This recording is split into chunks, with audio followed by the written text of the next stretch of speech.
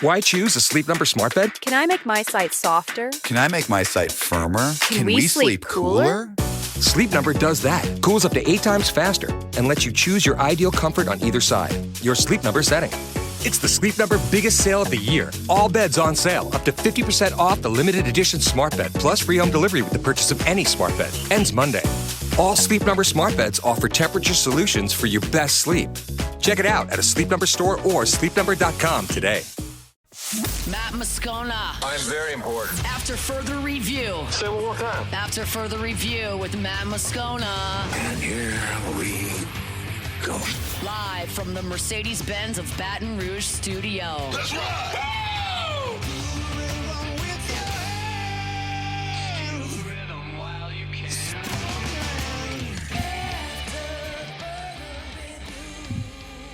Hour 2, off we go. Welcome aboard. Glad you're with us. It's AFR, powered by Sunshine, your hometown John Deere dealer in Louisiana. I'm Matt. We used that one last time. Shut up again, kid. Paul O'Neill. They're chanting Paul O'Neill's name. Jordan Kitchen. Short, 20-footer, head of the key, good! And Mr. Tom Blake.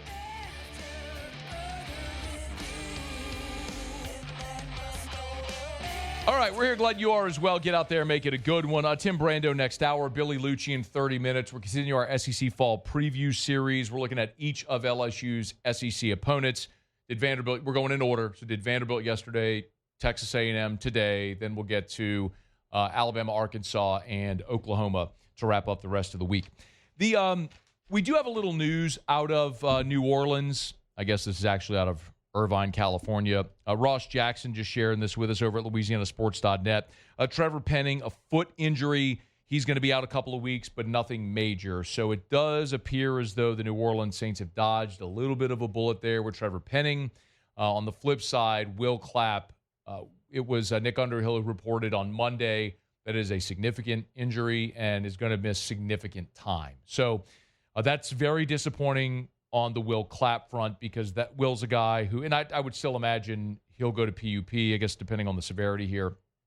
I don't know that he goes to IR. We'll wait and see. But that's a guy who felt like a shoo-in to make the team as a guy that he was a veteran, entering his 8th year in the NFL, 2 seasons in LA with Kellen Moore, knows the offense. Obviously a reason Kellen Moore brought him back to New Orleans, and then just the versatility, the ability to play center and both guard spots made Will Clapp very versatile and valuable lineman. So they'll have to replace him there, but that does open the door for someone like Torricelli Simpkins, who replaced Will Clapp at center. Remember, he had never played center. He was not a center at South Carolina, but replaced Will Clapp at center, can play guard spots. You look at a guy like Shane Lemieux, who was on the team a year ago. They just re-signed earlier this month, now back with the team, vying for a job, a roster spot there. It's with Will Clapp, like, 5 offensive line spots are spoken for with your 5 starters that are all your high draft picks, with Kelvin Banks and Trevor Penning and Eric McCoy and Cesar Ruiz and Taliesin Fuanga. Like, those 5 are spoken for, and really what you're looking for is 2, maybe 3 other players, generally an interior player that can rotate and someone that can rotate a tackle. So who might have won that tackle job? Don't know. Dylan Radins was a pretty good bet, considering he's a former second-round pick. He's a young veteran. He played guard with Tennessee, but he was playing right tackle for New Orleans on Sunday against the Chargers. And then Will Clapp. Like, those would have been the best bets, right, to earn a spot on the 53. With Will Clapp's injury, it opens things up. As for as for Trevor Penning, this one, because it seems like this is not as serious, that's fantastic news. Now, the disappointment is you would have loved for Trevor Penning to have had the opportunity to play a couple more preseason games at left guard, a new spot for him, but also next to Kelvin Banks. But more important than playing in preseason games is having him ready for week 1. And I'll say it again about Trevor Penning. He has the reputation of being injury prone, but that is not an earned reputation. he was injured in the final preseason game of his rookie year. But Trevor Penning has played in all 17 games each of the last 2 years. So he missed the bulk of his rookie season. But each of the last 2 years, he's played in every game. So he has been durable. He's not been very good. He was very bad at left tackle. And he was serviceable a year ago. He was better at right tackle than he was at left, which isn't hard. But now, by even his own admission, he's at a spot where he feels more comfortable and probably a more natural spot at guard. You'd love for him to get the rapport with Kelvin Banks, the rookie left tackle, and, of course, Penning playing a new position. But what's most important is make sure he's ready September the 7th against Arizona. Which brings us to the Pro Football Focus grades from Sunday's game against the Chargers. And if you break it down to offense and defense, I'll say it this way. What you really want to see are your starters and contributors at the top and guys that aren't going to make the team at the bottom. And that's kind of what you see here. Taliesin Fuaga was the highest rated offensive player, followed by Mason Tipton, Velus Jones, Cedric Wilson, Dante Pettis. Now, one I'm going to circle and go, I don't really get, is Dylan Radins, who's the 6th highest rated player offensively. Remember, it was Dylan Radins. He had 2 penalties. One was a procedure penalty. 2 penalties, 1 was accepted. And he's the guy who gave up the strip sack of Spencer Rattler. So the fact that he was that highly rated is a little concerning. And then you look and realize his grade was a 66. That ain't great. But Taliesin Fuaga tipped the scales with a 74. His pass block grade was a 77. His run block grade was a 72. If you go to the other end, your bottom 5 lowest rated offensive player was Jake Haener, then Easton Kilty, Jack Stoll, Marcus Yarns, Kyle Hergel. Those were your 5 lowest rated offensive players. And I don't really care because none of those guys are going to make the team. Now, Haener, maybe you cut him, you keep him on the practice squad. We'll see what happens there. I don't really care. We all know what Jake Haener is at this point. But Easton Kilty, Jack Stoll, Marcus Yarns, Kyle Hergel, those guys aren't making the team. So, okay. What's interesting is the next lowest graded player was Tyler Shuck at a 46. But I will say this, and I know Haener's there at the bottom. I don't really care about PFF grades for quarterbacks because, let me explain. For me, I put a degree of value in PFF where we don't have statistical bearing to measure players. For example, PFF grading offensive linemen can be a valuable tool because there's no statistics to grade offensive linemen, and most everybody, when they watch the game, are watching the ball. We're not watching linemen. You only notice a lineman when they mess up, like I just talked about with Dylan Radins. He gave up a strip sack and had 2 penalties. We noticed him because of that. Did you notice anything else he did? I didn't. So with quarterbacks, we can see there's touchdowns, there's completion percentage, there's passer rating, there's rushing yardage, there's did you make good decisions? Like Tyler Shuck getting his first series in the 2-minute drill and leading the Saints to points, that was really encouraging. That was really good. The pick 6 was awful. Hated to see that. But hopefully that's something that he learns from. So I'm not quite as concerned. I will tell you, seeing Cesar Ruiz with a grade of 51, that's not good. His pass block grade was a 34. His run block grade was a 56. That's a starter going against dudes from the Chargers who aren't going to make their team. And his grade was a 51. That's awful. Cam Akers, graded out at a 52. Not great. Just as a for instance. If you flip it over defensively for the Saints, your top 5 players defensively, Ugo Amadi, who's going to make the team, Danny Stutzman, who I like a lot, even though he only had 3 tackles, but it felt like Stutzman, who wears 47, was everywhere. He was always around the ball. Jonas Sanker, safety draft pick, who you're hoping might be a guy that can become a cornerstone player for you. Chris Rumph was 4th, who, by the way, Chris Rumph, who played for Brandon Staley with the Chargers, is going to win a job on this roster, and that's going to be the end for Isaiah Foskey. And then Jonah Williams was 5th. Jalen Ford, Brian Brzee, Isaiah Stallbird, who I thought was awesome, was 8th. By contrast, remember I just told you Taliesin Fuaga was your highest-rated offensive player with a 74? Ugo Amadi had an 82.8. Stutzman was at a 79.2. Senker, 78.2. Rump, 76.2. Jalen Ford, 74. Brian Brzee, 73.8. Stallbird, 73.4. Yadam, 73.2. You see my point? You had 9 dudes on defense that were all ranked higher than your highest-rated dude on offense. I love that.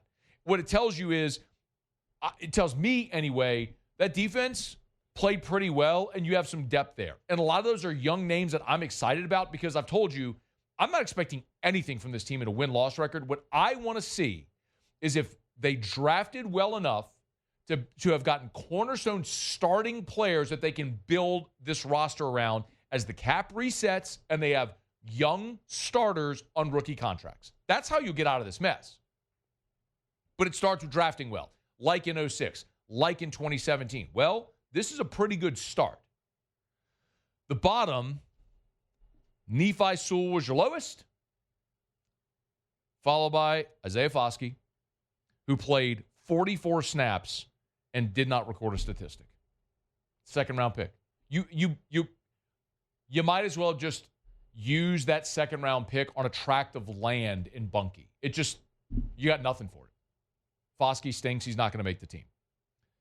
Fadil Diggs was next, and that's disappointing because I think he's been pretty good. Super highly regarded at A&M, went to Syracuse, really athletic edge guy. You hope the light comes on because I think he can be really good. Then Jaden Price, Nathan Shepard, Dallas Beanham, Elliott Davidson, those two. Beanham and Davidson are the ones that gave up the 49-yarder that DJU spun late in the game. But all that to say, the guys at the top defensively are guys that you're probably going to count on. Even someone like Kool-Aid McKinstry graded out as 65. Vernon Broughton graded out as 64. Quincy Riley is 63. I can live with that.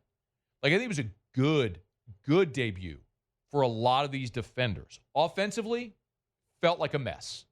Defensively, kind of how it played out a little bit there on Sunday. I think the PFF grades are pretty reflective of that. Saints will stay out in L.A. this week. They will they'll practice with the Rams on Thursday, joint practice on Thursday. They'll fly home on Friday, walk through Saturday, then they'll play Jacksonville in the Dome on Sunday. All right, it's After Further Review. We're glad you're hanging out with us here. We're brought to you by Supper Club. Back open tonight, I should say. They'll be opening up their doors here in less than an hour. And remember, you never need a reservation to go sit at the bar. Open seating at the bar, always at Supper Club. Now, you want that fantastic dinner, I would always recommend a reservation. They fill up, especially on weekends, especially as we're getting close to football. But it's not too early to start thinking ahead to those football Fridays and Saturdays. When, maybe the Tigers play early, you're going to want to go out Saturday night. Or you want to go out Friday night before a massive home game. You got some family, friends, colleagues coming in town, clients, and you want to treat them. There's no better place to be on a Friday before a home LSU game than Supper Club. Get your reservations now. Don't think you're going to call Tuesday of the Florida week thinking you're getting in Friday at 7 o'clock. It ain't happening.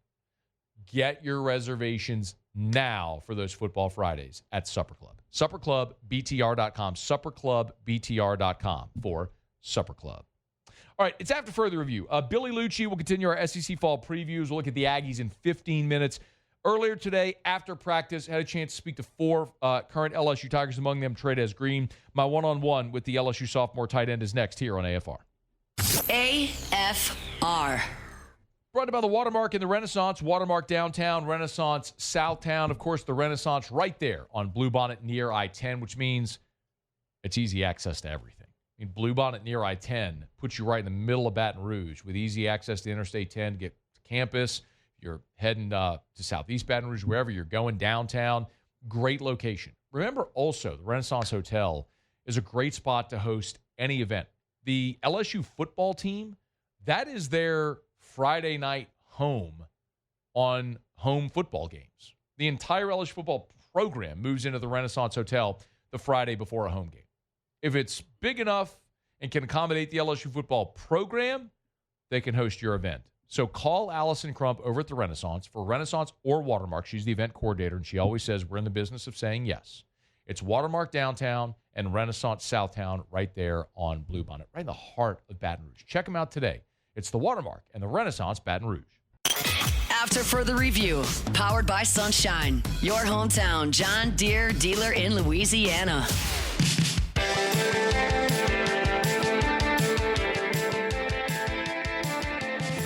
We continue here on this Tuesday edition of AFR. As always, we appreciate our friends over at Sunshine, your hometown John Deere dealer in Louisiana, sunequip.com. Always tell you whether it's tractors, zero-turn mowers, gators, you want a Deere, you're going to Sunshine. Sunequip.com. They're exceptional at customer service. They've been in Louisiana, rooted, great supporters as an official supporter of LSU athletics as well. Sunshine, your hometown John Deere dealer in Louisiana. We'll continue our SEC fall previews, looking at the Texas A&M Aggies. Billy Liucci will be here in 10 minutes. After practice today, the media had an opportunity to speak to Ashton Stamps, Barian Brown, Bernard Gooden, and Trey'Dez Green. And I was able to steal about 5 minutes with Trey'Dez one-on-one. And naturally, we talked a lot about moving into year 2 of his college football career. Year 2 in college football, what do you think you've made your most improvement here in your second year? My blocking. I feel like my hands are tighter. I can lift one contact. I feel that that's one of the parts of my game that I've improved in. We think of you so much as a pass catching guy because you're so athletic. How much of that are you doing in team periods, and the expectation of you to be a good blocker? I'm working on it a lot. Coach Atkins treated me like a tackle during the spring period, and I still see some aspects he's still treating me like a tackle. So, I mean, he didn't treat me like a real tight end. I blocked almost every play. I'm getting every slice block. I'm getting every counter.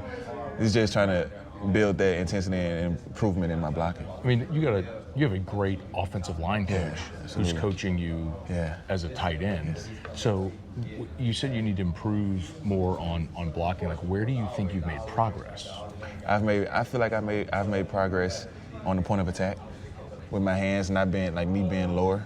I feel like my hands are tighter. I can get into the defender's chest and really move them and lift on contact. Who's the worst guy to block?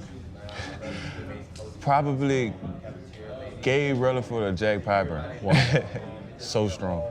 Is Jack crazy? Like, is he looks like Jack's like kind of like that football crazy guy syndrome, right? He's an amazing guy though. No, I believe he's an amazing guy, but when you're between the lines, it feels like, I think that guy's probably a psychopath. I wouldn't want to block him. All right, who's the easiest guy to block? Easiest guy? I'm setting you up. I don't know. I don't think it's an easy guy. All them dudes in the DN room, they're monsters. I think we you and I have talked, but like you only played a couple of years of football before you came here. Like, does football still feel new to you? It actually does. Like, I'm still learning new things. Like, okay, this is a cover 2 defense, this is a cover 3. You're still reading defense. Like, I still got to improve at that aspect. Is there a play you've made so far in fall camp where you've surprised yourself?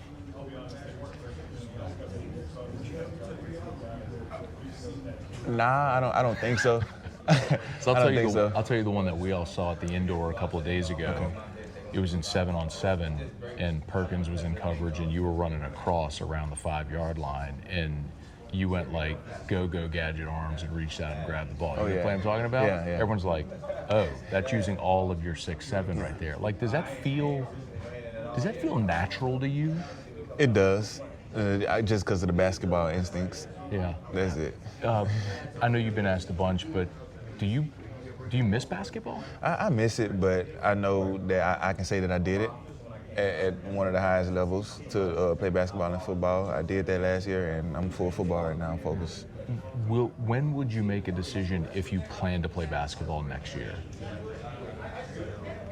Honestly, I don't even know. My mind been so focused on Clemson. What's the physical difference? I know you lost a lot of weight playing basketball. How much weight did you lose from bowl game to when you played basketball? I was 252 in the bowl game, and I was 219 coming back. So you came back to football at 219. So you lost 35 pounds almost. And how much have you gained back? I'm 245 right now. So you went down to 219 and you're at 245 right now. What weight do you want to play at? 245, 250. Yeah, you're going to be. What is have you set personal goals for yourself this year? Yes, I have, actually, to just be the best version of myself. Like, and to show the world that I know how to block. So that's it. It's blocking. Yeah. It's not catches. It's not touchdowns. I still need room to improve in my route running, but I'm really focused on blocking right now. Yeah. Can this team win a national championship? I'm pretty sure. If we keep going at the rate that we're going at, I feel like we got a ring coming for us. Trey'Dez Green, good sit-down convo with him earlier today. They're a confident bunch, and I think it's one of the things we got to remember about Trey'Dez is where we started. Trey'Dez played 2 years of high school football. It's not like a guy that's been playing since he was in Pee Wee when he was 5-6 years old. I mean, you heard him say this is a guy that's on the Mackey watch list for the best tight end in the country, saying he's still figuring out what cover 2 and cover 3 is. When you think about just how much the physical ability has allowed him to do already, when everything else slows down and the physicality comes into play with the blocking and everything he's talking about there, like, he has the potential to be a monster. Like, because all of you don't have to be a scout to look at that dude who's 6'7", who is a horror trying to guard. Like, he's a mismatch. He's a cheat code. But you have to be able to not be predictable by personnel. Can he be in there on running plays as a blocker?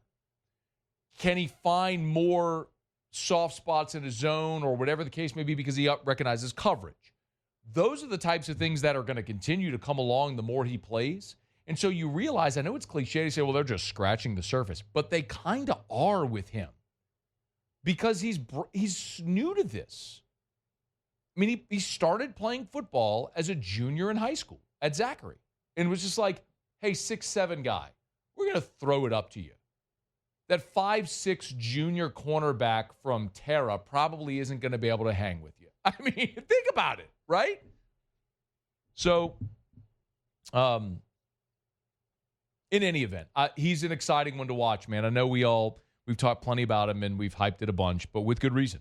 I mean, there's so much ability and potential there, and it's going to be really exciting to see what could be next for Trey'Dez Green. Enjoyed that convo earlier today. We're brought to you by Shaw Bills Tire and Auto Service, ShawBillsTire.com, ShawBillsTire.com, with locations all over Louisiana, South Louisiana. Check out our friends at Shaw Bills. You can schedule service online at ShawBillsTire.com. You find the location nearest you, schedule service online, shop tires online. It's really easy. You can even just type in year, make, model, body style, all that of your vehicle. It'll tell you what tires fit that vehicle. Boom, boom, boom. There you can shop price, whatever deals. I got a promotions tab at the top. When you click that, it'll tell you every single deal they have on tires. I mean, I get it. Tires are expensive and it sucks buying them. Nobody wants to spend money on tires, but you got to have tires and you want the best tires on the road at the cheapest price possible. That's Shaw Bills. And they're going to treat you like family. So go to ShawBillsTire.com, ShawBillsTire.com. Shop tires, schedule service. They do it all for you right there at ShawBillsTire.com. Shaw Bills, where we keep you rolling. Okay, y'all, it is after further review. Timmy will be here in about 45 minutes. Excited to talk to Tim Brando. Tim turned some heads last week when he put out, a few days ago, when he put out his preseason top 25 and he had Boise State ahead of Alabama. You know, I cannot wait to ask Timmy B about that. That's coming up here in about 45 minutes from right now. Okay, quick break. Come back. We'll continue our SEC Fall Preview Series. Take a look at the Aggies. Boy, they were 7-1. They were going to do it. They were going to do it. They were going to do it. And then they Aggied. And they lost 5 games because that's what they do. Is this a year they don't? We'll ask Billy Liucci next on AFR. After further review. Goodwood, men's sexual wellness. Visit yourgoodwood.com, yourgoodwood.com.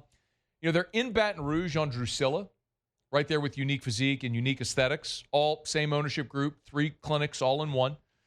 You want your GLP-1 medications, the weight loss shots, that's Unique Physique. You want all the aesthetic treatments, laser hair removal, all the laser therapies, Botox. By the way, $8 a unit Botox. That's Unique Aesthetics. And, of course, you want to take care of yourself from the inside. You want Goodwood. Yes, they do ED treatments, but they do so much more. Hormone replacement therapy, NAD plus therapy, BPC 157. You've heard so much about all of these different therapies. I've told you plenty about my experiences as well. You want to look and feel like your younger self. Optimize your health to wake up in the morning ready to go and attack the day. Y'all, there ain't no sense in being sick and tired, going through life sick and tired all the time. Goodwood can help. YourGoodwood.com. That's YourGoodwood.com. All right, glad you're hanging out with us here on this Tuesday edition of AFR. All the way starting last week through the end of this week. We're going to check in on each of LSU's 8 SEC opponents, kind of going in order. Yesterday was Vanderbilt, means next up is Texas A&M. Our buddy Billy Liucci from TexAgs.com, good enough to hang for a couple of minutes. Yo, man, how are you? Hey, what's up, Matty? How are you? Doing really well, man. I think everybody here is excited for the season. It's August. Optimism abounds everywhere. Right. Billy, I think I'm higher than most on A&M this year. I'm a believer because I think they got the best offensive line in the league, 3 good running backs, a running quarterback, and I think Elko is going to have a good defense, and that'll travel. Am I on target, or is there anything I'm missing there? Yeah, I think you're very much on target, Matt. And I think, I'm just having such a tough time with nailing down where this team is going to be at the beginning of the season, midseason, more importantly, the end. Because so much of it, to me, I agree. They're going to have a solid run game. I mean, I think actually a pretty devastating rushing attack because of the reasons you said. And Jamarian Morrow might be the most impressive guy I've seen this spring outside of Casey Concepcion on that offense. I think they're going to be more by the way, for those listening, he's freshman running back that they flipped late from Missouri out of Memphis. He's been, Le'Veon Moss, they're easing back into action. He was a full go today. But in the interim, he's somebody that's really impressed. But more explosive in the passing game. I think the receivers are night and day different. I think the tight end position looks like the most improved on the team. So much of it depends to me on 2 things. And it's Marcel Reed's development, which was actually talking to T-Bob this morning, just on the side. We were talking about the Aggies and LSU. And just like, what is Nussmeier's jump? Because I feel like he's been around forever. He's year 1 starter to year 2. And I know you guys have Burrow and Daniels as recent examples, right? And even Mettenberger. But what is that jump for him? And for A&M, I think so much. I think kind of gauging Nussmeier's jump seems more it's easier to do, I think. I think Marcel's jump is really a wild card for not only this football team, but potentially the SEC when you're just talking about not a conference championship, but that who's going to be that kind of last team in from this league in the playoff field. And I think there's a ton of contenders. I would put LSU right at the top of that list for me, and A&M kind of in that next level of contenders. And there's a small handful of those. But Marcel, I think, is such a swing there. And then my second part of that, I really like their pass rush, Moscano. I really like what I'm seeing from those edge guys. They lost so much up front in Scorton, Stewart, and Turner, all first and second round picks. I kind of wonder about them lining up and holding up against the run, particularly early in the season in that road trip to Notre Dame. Okay. Let's dive a little deeper into those two. What do you think, Billy, is not only is realistic for Marcel Reed, but really like what they're going to expect of him in the first portion of the season? Yeah. I think what's realistic is Marcel to be, and I know like when I say this right now and everybody will start naming the names, I think for him to be a top 3rd quarterback in this league, top 5 QB in the SEC, at which, that's pretty high praise. I know there was a point in time ago, you're asking him to only be a top 3rd Top 5 out of 16, when you look at this list of quarterbacks, I think if he's that guy, this is a really good A&M team if you tie it in with kind of the reasons you said to be optimistic, right?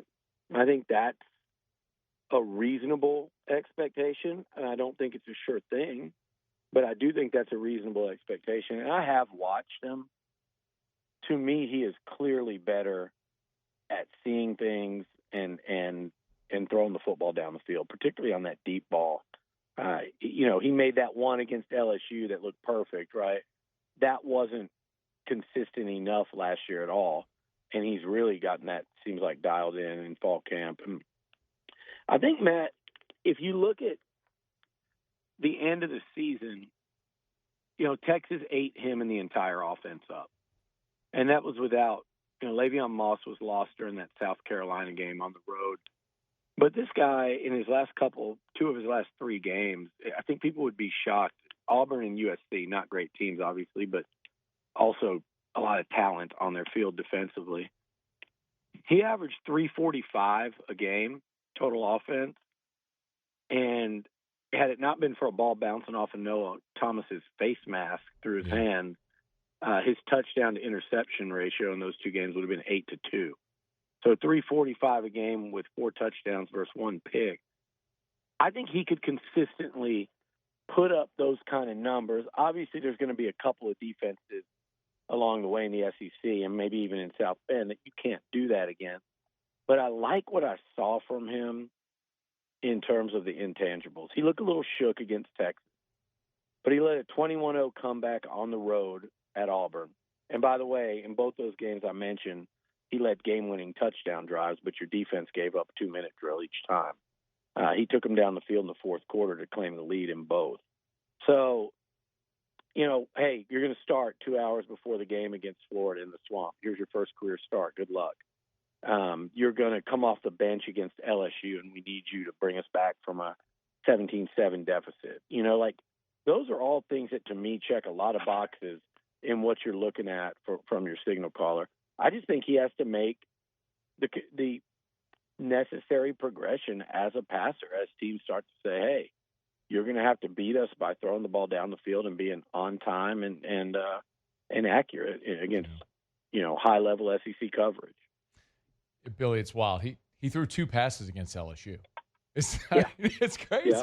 I mean, and that was more of like, I know that was the failed adjustment on LSU. And I actually talked to some people on the A&M side that said they would have run the same stuff had Marcel not come in. Now, it wouldn't have looked as flashy with Connor, but just felt like that was the kind of the gaping hole, like what they were doing. And you could talk to your side of it, but kind of what they were doing defensively in the first half was really good and something that, that was kind of the only answer. And there was a flaw there that they could exploit. But, that was, and I'm sure Baker would say that too. Obviously, he probably has. Like, we wouldn't have done it that way. It was a glaring hole all year. Yeah. Yeah, and so obviously that's one of the things, if LSU is going to make this jump up into the playoff, that's got to be fixed. No secret.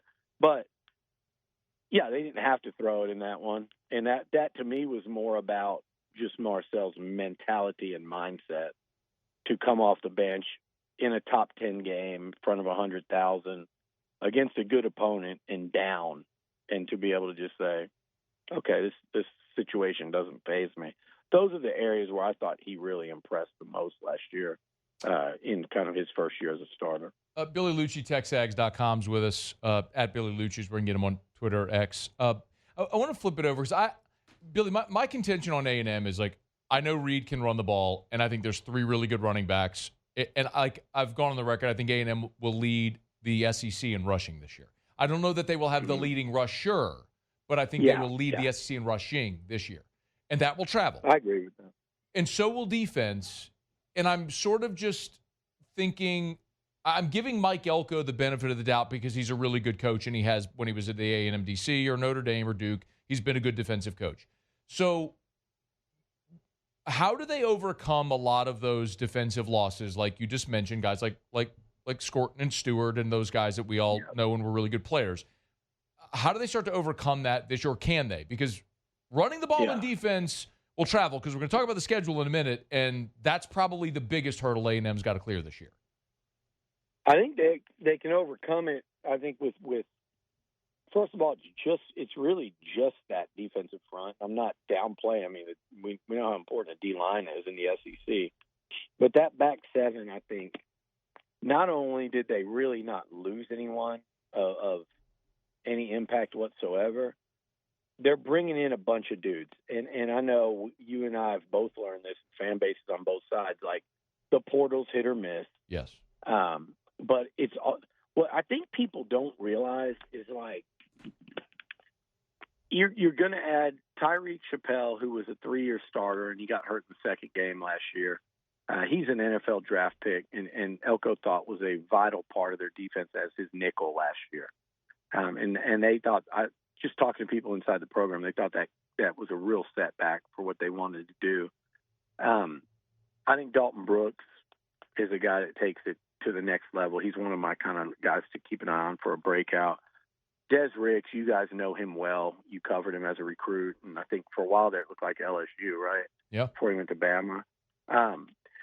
He didn't have as bad a year last year as people think. He had a terrible game against USC, but he's a different player this spring. And I think sometimes people forget this guy really played his first year of college football last year and was thrown into the fire. So Ricks has had a great spring. They brought in Julian Humphrey, who lost his job at Georgia, but not until after he started 10 games there in Athens last year. And so people go, well, he had a bad end of the year. Well, he lost his job at Georgia. These are two guys that are about that close to one of them starting at Bama and one at Georgia.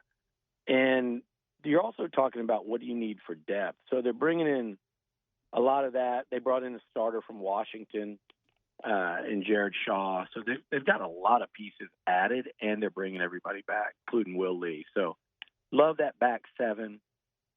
The front, though, Matt, I think, remember the name Cassius Howell? I thought last year there were a lot of times he looked like A&M's best pass rusher, and that included a first and second rounder at end. And he has had a terrific spring, terrific offseason, terrific start to fall camp. I think he's the player on this A&M team that people don't know about that will soon enough. He's one of those guys that I think everyone in the program would be the first guy they'd name as a disruptor. So that would be a guy I'd say keep an eye on. And if you want to do a little math, go look at his last 3 games against Auburn, Texas, and USC, and look at the numbers he put up. It's pretty eye-catching, and I think he's only built on that. So he would be a guy, they got a former 5-star in DJ Hicks that's making the step up to starter. They start an NFL draft pick on the inside with Albert Regis. And then there's, they got transfers from Florida, Georgia, Colorado, and that's Deion Hayes, who's a guy that had about 15 sacks while he was at Pitt. Yeah. Prior to that. So that's just Cersei too, right? There's an assortment. I'm sorry, Billy, go ahead. Oh, no, go ahead. I was saying did they get Cersei too out of the portal? Cersei, Deion Hayes, and then Sam Mpemba, who didn't play a lot at Georgia. He's really young still, but he was a high 4 or 5-star guy. So, and here's a guy too. He made a late sack against Mettenberger late in that game last. Mettenberger. Nussmeier. I know he did. He's old. That is taking advantage of the COVID year. Nuss, late in that game, Rylan Kennedy is another guy that if I'm doing like a top 3 most impressive physical transformation in the offseason, it would have been Rylan. And he's a guy that also, I think off the edge is where they'll really see a difference. For whatever reason, Elko said they counted 26 sacks that they missed last year where they hit the quarterback or had a clean shot. And I think these guys are just going to have a little more speed, a little more twitch. And I do think some teams kind of took advantage of a lack of that speed and edge last year. In fact, even early in that game against LSU, a couple times where Durham got loose on the outside for big yards. We saw way too much of that, and that might be an area they get better. I just worry about those teams that just line up and just say 4 quarters we're going to run downhill at you, which Texas did last year, and South Carolina down the stretch in November. Billy, I'm really short on time, but I look at A&M. Vegas has them over under 7.5. And the only reason I can figure it's 7.5, at Notre Dame, at LSU, at Missouri, at Texas. Oh, by the way, Auburn, Florida, South Carolina as well. It's just the schedule's brutal. If you can, in 60 seconds, tell me what is the most important thing for A&M to do, like the stretch on the schedule that they got to navigate to be able to get to whatever their goal is this year. Yeah, I'm torn on that because if they go win in South Bend and beat probably a decent, not great Auburn team at home, then I think the whole country kind of takes notice even before we get into October, right? But I think the key stretch is this. I don't think there's any doubt. There's that stretch of games where I think it's Florida, Arkansas, LSU, Missouri, all in a row, and 3 of those in a row on the road. In fact, I would even take Florida out of that. I would just say those 3 road games, they've got to get 2 of them, and it's not easy. You know, you didn't mention Arkansas and Fayetteville. They've only been there once since joining the SEC. So that's right. That stretch right there, they got to go 2-1, and I think they've got to win those home games, Matt, against South Carolina, Florida, and Auburn. Yeah. And I do think both of those are doable because I don't think the only team out of that group that I truly think could be a playoff team, honestly, I'm not buying the Florida making that leap. I think it's just LSU, and it's a bunch of pretty good teams. But I think LSU is the one true playoff contender of that group right there. He's Billy Liucci, TexAgs.com. Always appreciate it, man. Thank you. All right, Matt. Thanks, buddy. We'll visit soon. Got to go quickly. It's AFR. After further review. We're brought to you by Darren James and Associates, brokered by LPT Realty. LPT Realty stands for Listing Power Tools. And that's because at LPT Realty with Darren James, they give them all the tools, the latest technologies to get your home listed with all the marketing tools and sold at a closing table faster for more money. I'm so fired up. I love sharing this with you. But for a decade straight now, Darren James has been on the Wall Street Journal Real Trends list of the top 1% of realtors in America. And this year, Darren James, number 17 in the U.S. on the transaction side, number 1 in Louisiana. When I say no realtor in our state sells more homes than Darren James, it's not hyperbole. The stats back it up. If you need to sell your home, you want the best, you need Darren James. Go to agent225.com. That's agent225.com for Darren James. After further review, powered by Sunshine, your hometown John Deere dealer in Louisiana. Wrapping up hour number 2. Tim Brando coming up here in just a smidge. Right now, Jordan has Tigers in the pros. Tigers in the pros. They still bleed purple and gold. They're just really rich now. All right, let's get this bad boy rolling. So, Anissa Morrow for the Connecticut Sun as they fall to the Golden State Valkyries, 74-57. But Morrow put up 13 points, 14 rebounds in a valiant effort. This is a third double-double of the season. Alex Bregman for the Red Sox went 2 for 4 with a home run, 2 RBIs as the Red Sox fall to the Astros, his former team, 7-6. Josh Smith. Cali high. Josh Smith went. Hey, Jordan, hold on. Paul's trying to keep up. Though. Oh, breathe. All right, I got you. All right. Josh Smith went 2 for 4 with a double-double. Double-double. With 1 double as the Rangers beat the Diamondbacks 7-6. That's the wrong sport altogether. Jake Fraley, he pinch hit against the Phillies and went 0-1 as the Reds fall 4-1. Tyrone Davis-Price, a name we haven't heard in a minute. He just signed with the Green Bay Packers. He had 8 career starts for the 49ers and Philadelphia Eagles, so we'll see about that. And finally, everybody's favorite receiver from LSU, Malik Neighbors. It's looking like he's not practicing right now. Brian Daboll confirmed that Neighbors is out today, and according to Pat Leonard of the New York Daily News, Daboll wouldn't answer whether Neighbors requires additional tests on his toe injury that has been bothering him with surgery. Tigers in the pros. Presented by South Point Volkswagen, southpointvw.com. New and certified pre-owned in Baton Rouge and online at southpointvw.com. I tell you all the time about their Volkswagens, but remember, certified pre-owns as well. My friend, Mr. Kerry Manuel, the certified pre-owned manager over at South Point Volkswagen, sends me new inventory lists all the time. Remember, because they move so much new inventory. They get people's trade-ins. So if you're shopping certified pre-owns, go shop the used car lots. Make sure you check out South Point Volkswagen as well. Airline just north of Highlands, southpointvw.com. southpointvw.com. That's South Point Volkswagen. What's your direction? When we come back after Sports Center, by the way, Will Clapp has gone to IR. So disappointing. We heard the news that he was expected to miss significant time. The Saints, with their transactions today, are sending Will Clapp to IR. Very disappointing for the former LSU Tiger. We'll come back. I'll give you some perspective on what type of jump this LSU defense is trying to make in year 2 under Blake Baker. AFR. Our Lady of the Lake championship health partner of LSU athletics. They're fond of saying Our Lady of the Lake and LSU together, we roar. And man, they are so deeply embedded in that relationship. We've told you plenty. I mean, yes, they're a championship health partner, and we endorse Our Lady of the Lake here. And we recently had EJ and Ryan in studio with us from Our Lady of the Lake talking about the naming rights for the new basketball, the proposed basketball arena, and the many different ways that Our Lady of the Lake is continuing to grow their relationship with LSU athletics. But it's so much more than just that. Our Lady of the Lake actually takes care of the students on campus at the Student Center. And every day, champions like you and me, through their hospitals, their standalone clinics, it's Our Lady of the Lake. I've told you many times, my son Drew is cared for at the Children's Hospital there, and my own physician is Dr. Kurt Chastain with the Our Lady of the Lake Men's Health Group. Learn more. It's Our Lady of the Lake and LSU. Together, we roar.